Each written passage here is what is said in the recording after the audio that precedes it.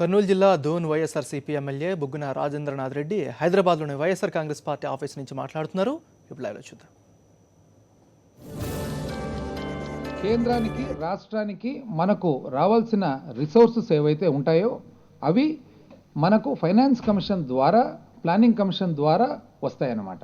ఎందుకంటే మనకి income tax కానీ, కస్టమ్స్ డ్యూటీ కానీ, సెంట్రల్ ఎక్సైజ్ కానీ, సర్వీస్ ట్యాక్స్ కానీ ఇవన్నీ కూడా కేంద్రానికి మరి క్రెడిట్ అవుతాయి. కాబట్టి అక్కడి నుంచి ఫైనాన్స్ కమిషను మరి ప్రతి 5 సంవత్సరాలకు ఒకసారి, ప్రస్తుతం మనకు వచ్చిండేది 14వ ఫైనాన్స్ కమిషను, మరి ప్రతి 5 ఇయర్స్కి ఒకసారి వాళ్ళు మనకు ఏ విధంగా మరి రిసోర్సెస్ స్టేట్స్కు ట్రాన్స్ఫర్ అవుతుంది, ఎంత సెంటర్కి ఇవ్వాలి, ఎంత స్టేట్కి ఇవ్వాలి అని చెప్పేసి వాళ్ళు డిసైడ్ చేస్తారు. దాంట్లో ముఖ్యంగా 2-3 రకాలుగా వస్తాయి. ఒకటి వచ్చేసి ట్యాక్స్ డెవల్యూషన్, అంటే మన ట్యాక్సెస్లోంచి డైరెక్ట్గా percentage of the taxes collected, అంటే ఇవన్నీ కూడా ఇన్కమ్ ట్యాక్స్ కానీ, మరి మన కస్టమ్స్ డ్యూటీ కానీ, సెంట్రల్ ఎక్సైజ్ కానీ, సర్వీస్ ట్యాక్స్ కానీ మైనస్ ఆ అమౌంట్లో సెస్ సర్చార్జెస్ చేసిన తర్వాత దాన్ని మరి డివిజిబుల్ పూల్ అంటారు.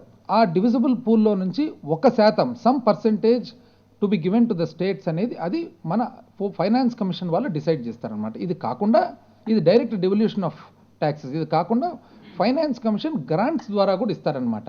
అంటే మనకు మన రెవెన్యూ డెఫిసిట్ అనేది ఎప్పుడైతే వస్తుందో రెవెన్యూ డెఫిసిట్ బ్రిడ్జ్ చేసే దానికి గ్రాంటు, ఎప్పుడన్నా ఏదన్నా ఒకవేళ మనకు కెలామిటీస్ వస్తే దానికి గ్రాంటు, దాని తర్వాత లోకల్ బాడీస్కు గ్రాంటు, ఇవి ఫైనాన్స్ కమిషన్ నుంచి వచ్చే గ్రాంట్స్.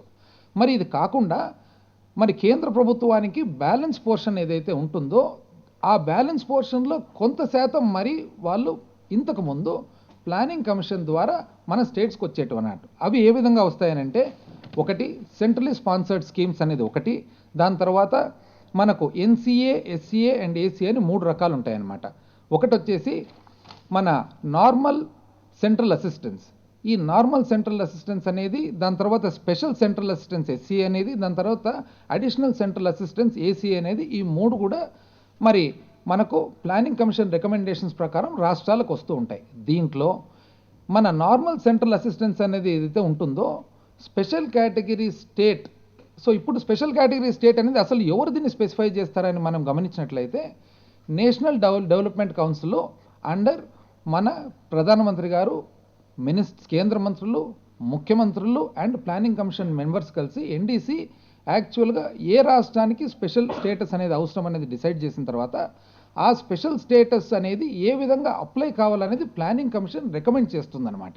సో దాంట్లో భాగంగా ఎక్కడ అడ్వాంటేజెస్ వస్తాయి స్పెషల్ కేటగిరీ స్టేట్స్ కంటే ఆ స్పెషల్ స్టేటస్ వలన, ఒకటి మనకు నార్మల్ సెంట్రల్ అసిస్టెన్స్ ఏదైతే వస్తుందో 30% ఓన్లీ ఫర్ స్పెషల్ కేటగిరీ స్టేట్స్కు, 70% మాత్రము నార్మల్ కేటగిరీ స్టేట్స్కి వస్తుంది. అక్కడే ఒక మేజర్ అడ్వాంటేజ్.